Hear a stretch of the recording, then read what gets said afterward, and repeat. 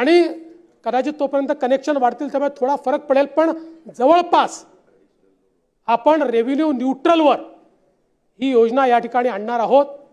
आणि मी खरोखर विभागाचं देखील अभिनंदन करेन, इतक्या कमी काळामध्ये जागा आयडेंटिफाय करणं, त्या जागेवर टेंडर काढणं, त्याचे बिडर निवडणं, सगळं ट्रान्सपरंट पद्धतीनं आणि रिव्हर्स बिडिंग पद्धतीनं जो कमीत कमी रेट कोट करेल ओपन रिव्हर्स बिड केलं आणि त्यातनं मोठ्या प्रमाणात हे काम झालेलं आहे। यासोबत आपली मोफत वीज योजना आपण सुरू केलेली आहे, ती तर नीट चाललेलीच आहे। त्यामुळे शेतकऱ्यांकडनं पुढच्या 5 वर्षांमध्ये विजेचं बिल घ्यायचं नाही हा जो आमचा निर्धार आहे तो कायम आहे, त्याच्यात कुठलाही बदल नाही आहे। आणि आपण सौर कृषी पंप योजना आणलेली आहे आणि अतिशय गतीने याचं काम सुरू केलेलं आहे। 9 लाख कृषी पंप आपल्याकडे आज उपलब्ध आहेत, 9 लाख टार्गेट।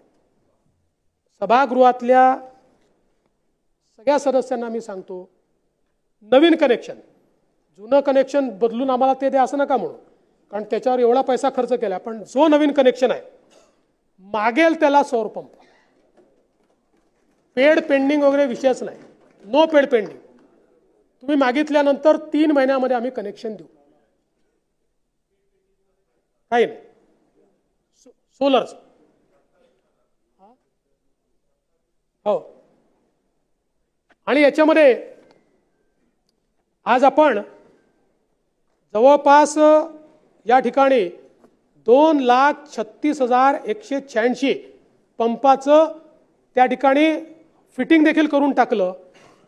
म्हणजे मी याकरता विभागाचं अभिनंदन करतो की जेव्हापासून सौर पंप आपण वापरणं सुरू केलं, योजना सुरू केल्या वेगवेगळ्या, या सगळ्या काळामध्ये दादा आपण जेवढे सौर पंप लावलेत त्यापेक्षा जास्त सौर पंप मागच्या 1 वर्षात लावले आणि मोठ्या प्रमाणात आता हे काम चाललेलं आहे। याची सगळी आकडेवारी देऊन आता मी काही आपला वेळ घेत नाही, पण मला असं वाटतं की ऊर्जा क्षेत्रामध्ये खूप मोठ्या प्रमाणात आपण मागच्या काळामध्ये योजना सुरू केल्या आहेत। अगदी पंप स्टोरेज सारख्या ज्या योजना आहेत, जे मी केवळ आपल्यासमोर आकडेवारी मांडू इच्छितो की आज आपली स्थापित क्षमता ही साधारण 44,000 मेगावॅटची आहे आणि आपले जे करार झाले आहेत ते 54,000 मेगावॅटचे आहेत। त्यामुळे आपण साधारणपणे आपण जी ऊर्जा देतो या ऊर्जेमध्ये 16% अपारंपरिक आहे आणि 84% प्रदूषण करणारी पारंपरिक ऊर्जा आहे। 2030 साली हे जे प्रकल्प आपण हातात घेतले हे टप्प्याटप्प्याने पूर्ण होणार।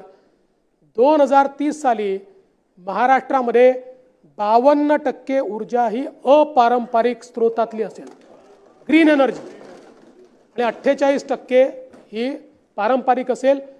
आपल्याला अर्थातच नेट झिरोकडे जायचं आहे, खूप मोठा मार्ग आहे आपल्यासमोर, पण याच्याकडे आपण जाण्याची सुरुवात केलेली आहे।